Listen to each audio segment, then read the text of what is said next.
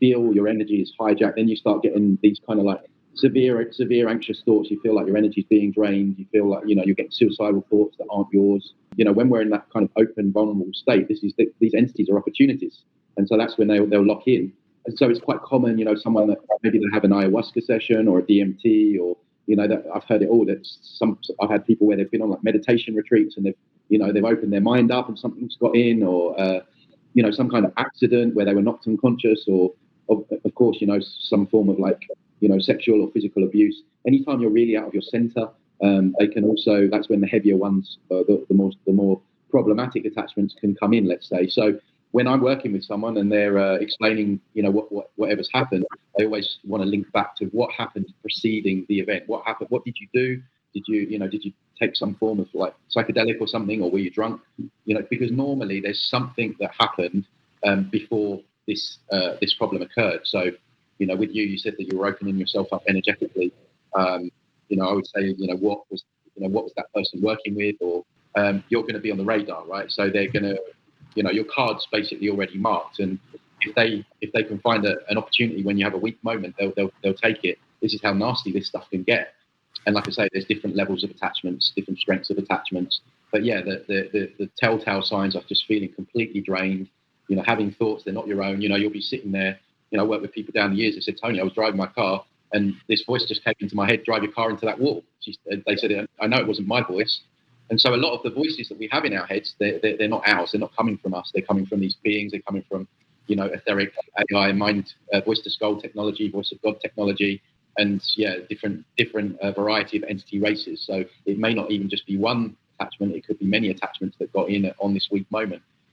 It all sounds horrific, but it is what it is. We've got to look at it for what it is. This stuff is going on, and they're trying to obviously feed off our energy, siphon off our energy, and with all the voices and everything, they're trying to take us off our path, lead us into cul-de-sacs, encourage us to make wrong decisions, waste our time. The hijacking is incredible, really. I mean, they don't want you on your highest path. They don't want you doing what you're doing, Rob, putting out information that's going to wake people up. And I mean, look at what happened to your YouTube channel, sadly. I mean, that's devastating for you. And, it sent a message to all of us that can happen at any time. Unfortunately, it happened to you.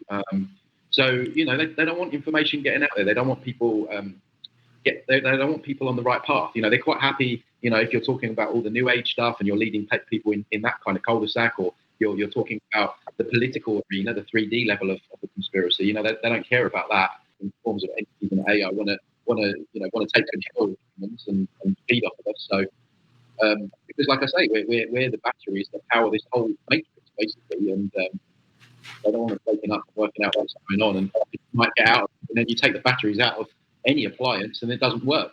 And so this is what they're scared of, and this is why this is going on, and this is why it happens a lot more to people that go down these rabbit holes. I hear it all the time. It's like, Tony, as soon as I got on to looking at your work, that's when all the interference started and stuff. And not a popular opinion, but I say it anyway. The general rule of thumb is anytime you alter your consciousness, it kind of makes it easier for them to infiltrate. So, like I say, they're opportunities. And so when you smoke weed, you kind of drop in frequency to a level that is easier for them to infiltrate. Now, I'm not saying it was the weed that caused this particular issue, but that is also something that people need to bear. I'm not telling people what to do, right? Like you do you. People, if they want to smoke weed, smoke weed. All I'm doing is telling people how these entities work. And the general rule of thumb, like I say, is anytime you alter your consciousness, that be it through alcohol, through pharmaceutical drugs, through something like ayahuasca or weed, that is, you're basically playing Russian roulette as to opening yourself up. And it's like I say, it's not a popular opinion because people want to take their plant medicines, and I get the whole weed thing. I used to smoke it because you can just check out of this place. I used to sit there, put my music on. I mean, this is back in the day. I don't do it now, obviously, because of my understanding and what I do. But I see why people do it. I mean, we're basically in a hell realm, so I can see why people take drugs. I can see why people drink alcohol. I can see why people check out with overeating with food and all the other stuff. So I'm not here like I say, blaming or judging people. I get it completely. This is a hard place to be, and we all need or want something to lean into to just kind of take the edge off, right?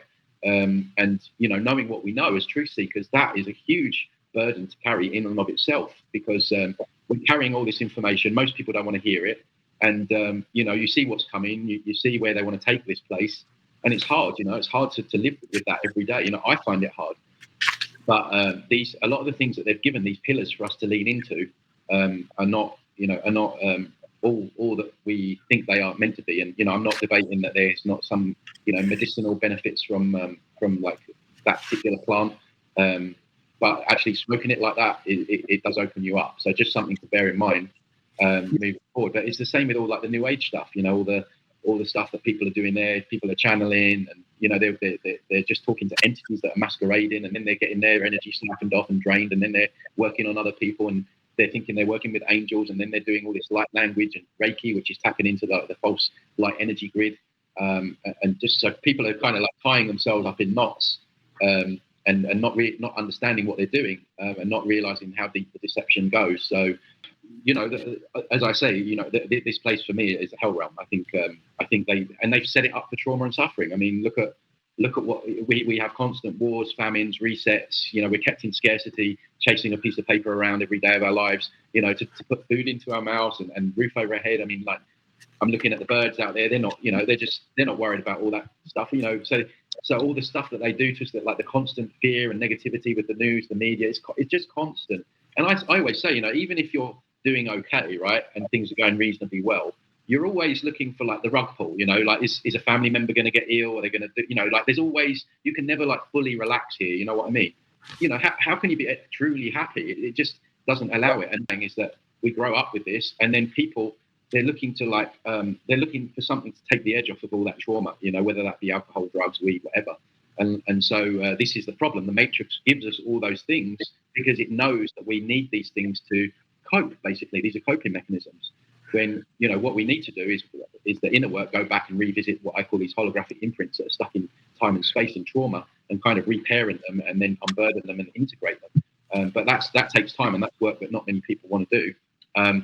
But that then, when you start doing that then the need to check out with this stuff then kind of falls by the wayside. But so it's a problem. And then someone like me comes along and kicks away people's pillars and says, well, like the new age stuff is garbage, and because that's an addiction, spirituality. People go from one modality to the next modality, and they spend years in that kind of cul-de-sac, if you like. And so we have to be aware that these things that they give us, although it might make us feel good in the moment or take the edge off, ultimately in the long run, it's still still not solving the issues or getting us to where we need to be. It's what I'm trying to do is get myself as well prepared as possible. So I don't have all the answers, but there's certain things I'm definitely not going to be doing. And also the other thing is remembering that we have telekinesis abilities. We're able to hit back, right? So what I'm saying at this point is that hopefully we won't need to, but I'm well prepared to hit back. And if any of these entities want to mess with me, I'm prepared enough to use those abilities. So when I say telekinesis abilities, some of these astral travelers have reported that the people in the astral version of Earth are able to manifest food and money instantly. A couple of them have had battles with like astral police, and they've made them hit themselves with their own baton and that kind of stuff. So we have those abilities, but apparently in that realm, you're not allowed to talk about these abilities, and you're certainly not allowed to use them because you get punished, right? So this goes back to what I was saying before about how powerful we are. And they know if we remember and we realize that, the things that we can do, we're creators of worlds. So, you could create your own realm or world and hang out there for a while. So there's all these things that we can do that we're not utilizing. Because we've been memory wiped so many times, we've forgotten we have these abilities. So it's important we remember. And I'm saying, energy training is really important at this point for everyone, I would say. So, yes, the comment here says we are the creator waking up. Yeah, so I would say we have a spark of that creative essence within us. Yeah, we're like a sleeping battery. He words it really well there. So yeah, and the more of us that get out of here, I think the whole thing comes down.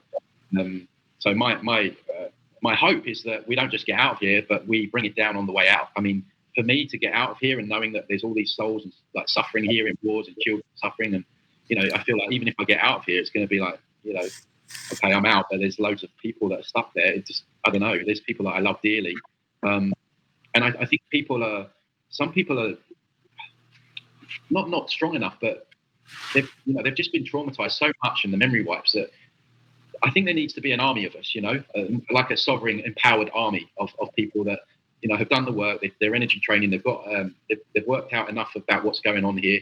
All right, we don't have all the answers yet, but we need to get a bit nasty at this point. This is what I've been saying, because these entities, they look at what they're doing to us. Lifetime after lifetime, we're being traumatized, abused, kept in scarcity. Like I say, they don't. There's no level to the evil that they won't commit.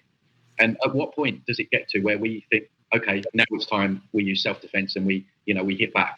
And so what I'm encouraging is that maybe we need to get a little bit nasty at this point, because they're getting nasty. The memory wipe thing in and of itself, that's a very traumatic experience when you review these NDEs. Like, people are being forced to do them as well. Like, people say, oh, with no consent. They don't care about no consent. They don't care about stuff like that. They're doing stuff anyway against our consent or no consent. Yeah. So at that point, it becomes a very strong case for self-defense, and we need to be prepared. We need to be prepared for that. Yeah, I agree. Like, there's been people who've told me, they're like, dude, you just need to own your power and tell that entity to leave. I'm like, it's not that easy. Like, this entity doesn't care if I tell it to leave. It's going to stay, until it wants to go. I've told it, Tony, like, I've tried everything. Like, you know what I mean? Like, I've said, like, I've even tried Jesus. I'm not religious, but I've tried everything. I've tried commanding it out. I've tried commanding it out so much that I like hurt my throat, like screaming at it. You know what I mean? And it just sits there. It was living rent free on my head. It was living rent free in my back. I felt like there was a point where I was infested with entities. I felt like because it was weird. Like, all of a sudden I was able to perceive them. You know what I mean? And I could feel it in my throat. I could feel it in my liver. So I told someone the other day, I said, you got to clear me out. I said, I can't have this entity in my body. Like, I said, I don't, what worries me is, like, I don't care if something was, but it's like, what is it doing to my body? You know what I mean? That's what worries me. Yeah, absolutely. Yeah. I mean, if you're still having issues with that, we can talk, but yeah, I mean, they don't care about you telling them to go away. I mean, I've even heard people say that just send them love, like that. Like, what they do understand is you delete you use your energy to wipe the figure out. Excuse my French, right?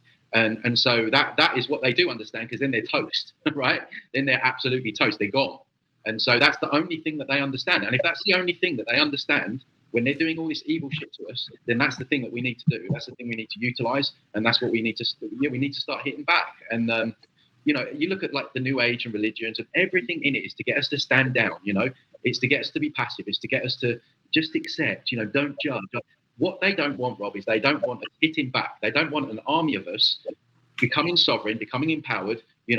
Energy training, using our telekinesis abilities, and hitting back. That's what they don't want, right? It's all to keep us in little me. What can I do? And we're at the point now where we've got to move out of that. And if we don't, we don't know what they're going to do when we pass over. We don't know, right? You hear all kinds of stuff going on, right? I listened to one astral traveler. He said that these entities, sometimes some of them have got butterfly nets, these kind of electromagnetic butterfly nets, and they're doing stuff with souls. And I'm like, you ain't fucking doing that with me again, right? You come at me with that, I'm gonna turn it back on you using telekinesis abilities. And that's what I don't want, that kind of like you know what I mean? Like we've had enough now, and you pushed us too far, and we've got enough information to, hopefully get out, but we may need to hit back at points. And, we've got to stop playing small now. And, we've got to move out of this little me. And I know people have got trauma, and my heart goes out to people, but we've got to take the control back and realize that we're the powerful ones. We're the ones that they're scared of. They're like Wizard of Oz behind the curtain. And, it's time now. We've been sharing lots of information. We know what's going on. We know there's evil entities there. Like, we've got to take it to the next stage. And the more of us that can embody that kind of sovereign energy, then I think we stand a chance of getting out and bringing the whole thing down, because it's not impossible. Like I say, we are the batteries that power this. Just like the film The Matrix. And you take the batteries out of any appliance, it will stop working. And this AI supercomputer, I think, that's behind all of this, it won't have the energy to run itself. And that's how we're going to do it, I think. And I think that's what I wanted to say. For me, I want to bust this place up on the way out. I'm sick of it. I'm sick. My spirit will never rest while I know that this place is still operating, and kids are being bombed, and all the stuff that's going on here. It's got to end. Really, like I say, I don't have all the answers, but this is my intention, and I think that's what we need. We need an army of like sovereign warriors at this